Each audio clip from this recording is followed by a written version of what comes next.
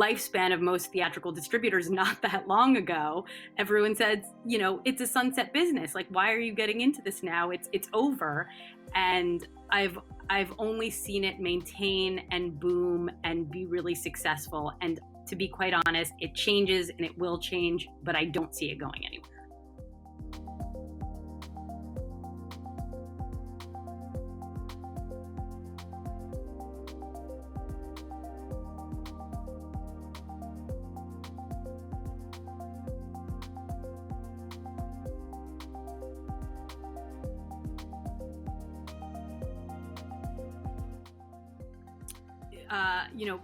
For many of the releases that we did at Radius, they were day and date releases. So I spent a lot of time putting films in theaters that were straight to VOD. And I had a ton of fun doing it, and we put out a lot of incredible films that way. But I think one of the most pivotal shifts for me in that way of thinking was when we put out the film It Follows. And that was a movie that we were intending on putting into theaters for sort of a shortened window, and then going straight to digital. And that was a film where we decided to let the audience decide which way it went, and we called it an audible. And we, released it in New York and LA and a few other cities, and we let the ticket buying and we let the audiences choose, how much they wanted to see the film in a theater. And they overwhelmingly responded that they absolutely wanted to go to the theater to see the film. And we ended up pulling all of the digital windows, and we ended up launching it wide. It ended up on 2,000 screens. It was a really, really exciting thing to experience, and an amazing lesson in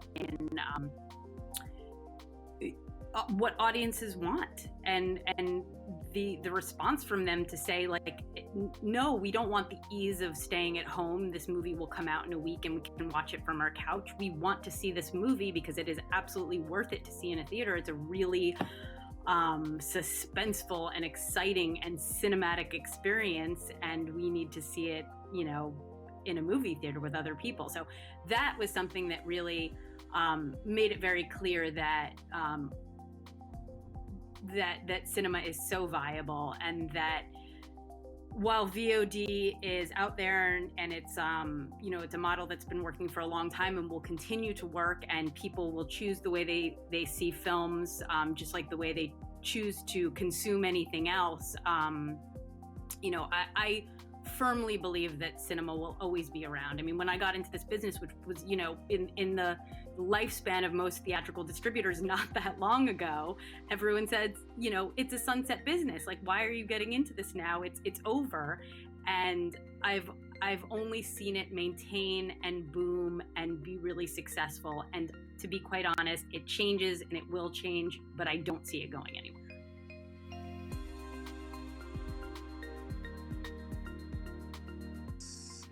It was inevitable that we'd wind up working together at her new company, but I think the taste and passion and commitment to cinema is exactly the same. And so there's a lot of affinity there. But the truth is, I love working with people that we have a long-standing relationship or a bond of trust, that we can do things quickly, that there is no red tape. We can, over the course of 3 texts, come to the conclusion of an agreement and move forward, that there is no red tape that gets in the way of us operating. And so that kind of speed and efficiency affords us to do things differently, and to also find and encourage distributors around the world to join us. And what I think is important to understand inside of the pandemic is that, we must come together as a global group of purveyors of great cinema, that creating a syndicate of companies, of like-minded distributors around the world, I think is essential. And so this was a first attempt for us and Charades to find other companies around the world that think like us, whether it's Madman in Australia or Nonstop in Scandinavia.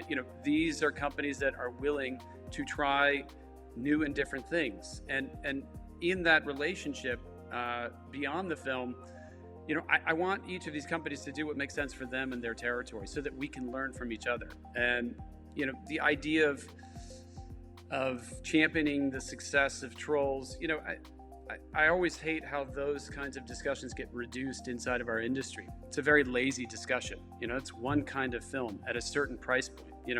That $20 price point does not work for a lot of the kinds of films that we want to do.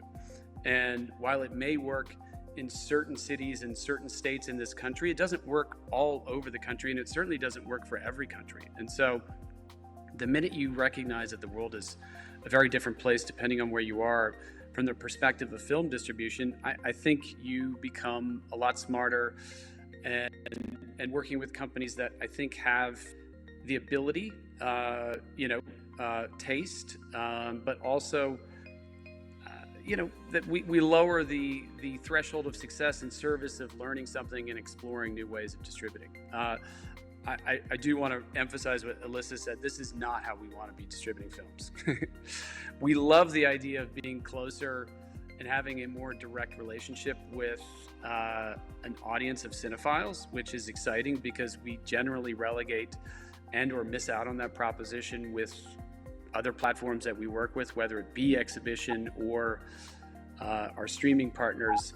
So that's been really exciting for us over the course of these last three releases and inside of the shutdown to establish that and bringing that back to a regular marketplace when theaters reopen, I think is going to be really exciting. We will all re-enter the marketplace and our regular mode of working, I think, a lot stronger. And so that's been my focus and hope for what happens inside of this quarantine.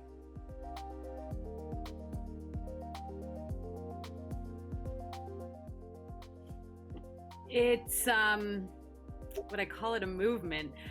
It's certainly a very popular way to watch movies right now. It's really proved the only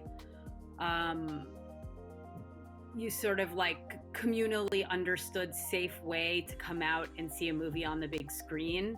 And it's also one of the few ways that people have been really able to enjoy event cinema, or just frankly an event outside of their home since the beginning of the shutdown.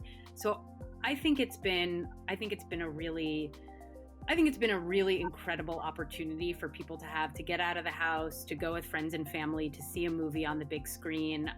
And granted, these a majority of these drive-ins are playing retro titles. They're playing Jaws. They're playing Indiana Jones. They're playing Trolls and some of the newer family offerings. But they've also sort of dabbled in a place that they wouldn't normally. They're used to playing sort of the bigger commercial releases, the bigger family films, and now they're dipping their toes in some of the specialty product, which is really exciting for us. They've played our Spaceship Earth. They've played Shirley with us. They played Painter and the Thief, which everybody in drive-ins has always said you can't play a subtitled film in a drive-in. It doesn't work, and yet they've been doing it. They've been playing Parasite in order to bring that back. So we did actually Portrait of a Lady on Fire. So it's been really, really exciting to see stuff that normally they put in, as they say, indoor theaters. This would have an indoor audience, is getting an outdoor audience. It's getting a drive-in audience because everybody is coming together, and they're finding, they're going out and they're finding and they're discovering ways to see movies, and they're driving for an hour to do it. So you know what? Maybe it is a movement. I just answered my own question.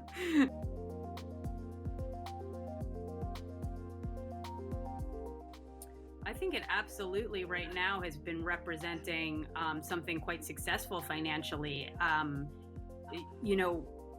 At the beginning of this, IFC released a horror title that has now made $1 million in drive-in theaters alone. That's really exciting and impressive. When a specialty film makes $1 million, that's something we're all really excited about. So I do see it as absolutely something financially viable and exciting going on right now.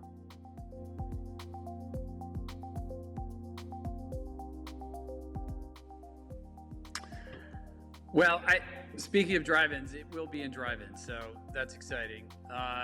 It's one of my favorite movies that I've seen at Sundance ever, and I'm a huge Groundhog Day fan.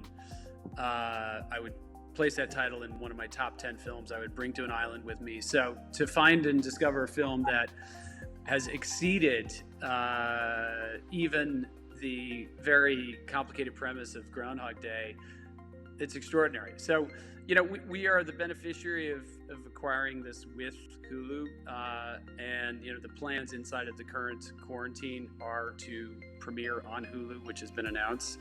And so there will be a theatrical footprint that comes with that, but it's primarily drive-in. And so it's, I would say that it's still early inside of what's happening out there theatrically.